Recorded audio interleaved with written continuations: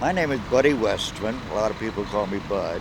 And we're sitting in the Jefferson Market Garden on Greenwich Avenue between 6th Avenue and 10th Street. And I live across the street on 10th Street, so the commute is very good because I've been a volunteer here for a long, long time since, well, I think 1979, 1980. My name is Ruth Sprout, and I'm a volunteer, and I'm also on the board. I know that it used to be the House of Detention here. There are lots of people in the neighborhood who still remember that. It was torn down, I think, in 1975, and this became a garden, mostly because the neighborhood people insisted that it not be a high-rise. It's just a third of an acre in the heart of the village. And even back then, it was worth quite a lot of money. I would say $1 billion even then. Think of it. I mean, this location. I was digging these trenches for the tulip bulbs to be put in before the frost, and I hit something hard. You see these keys? I was an urban archaeologist. I had dug up a remaining artifact from the woman's house of detention. It had the dubious distinction of being the only Art Deco prison in the world. That's pretty damn dubious, I think. What I can tell you was that there were always people shouting up from the street to the women above, and having quite intimate conversations, if you will. I won't go into them.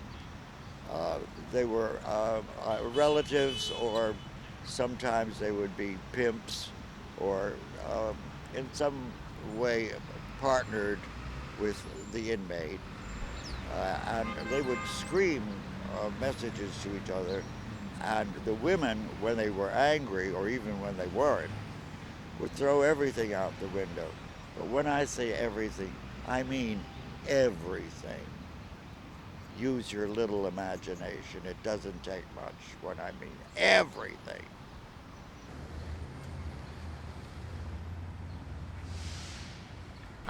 My name is Susan Sipos, and I'm the horticulturist here, and I've redesigned the garden, and I've been here for about 8 years. And in an urban setting, to have a green space like this, I think is unique. The plant material here has to be tough enough to deal with the toxins, pollutants, the heat that's generated by the asphalt and by the exhaust. There's also a feeling of a kind of sanctuary. The air, even though we're only 20 feet away from the sidewalk, the air is cleaner. Why? The trees absorb the carbon monoxide and give off oxygen. It's quite the opposite of what everybody else is doing. It's not an illusion. It is cleaner in here. I hope I made my point.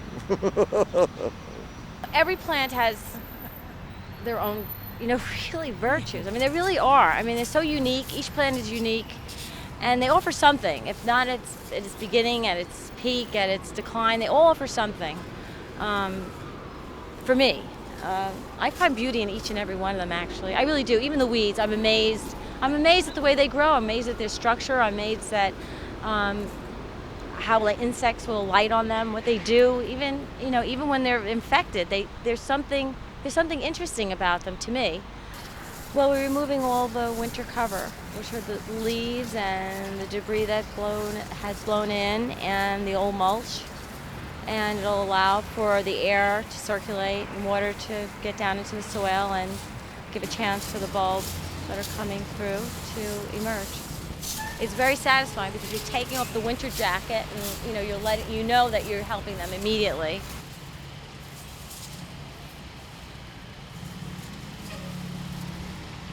Wow, I never met anybody so efficient doing something like this. Me being here for so many years, there was like a jungle here.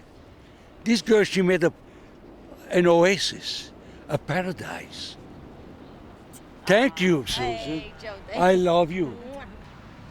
There's a feeling of community here that is palpable. You can feel it.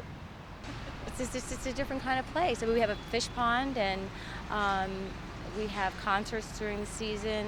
We open the season with a children's festival. We close with a children's festival, and I think it's just come and see what's growing.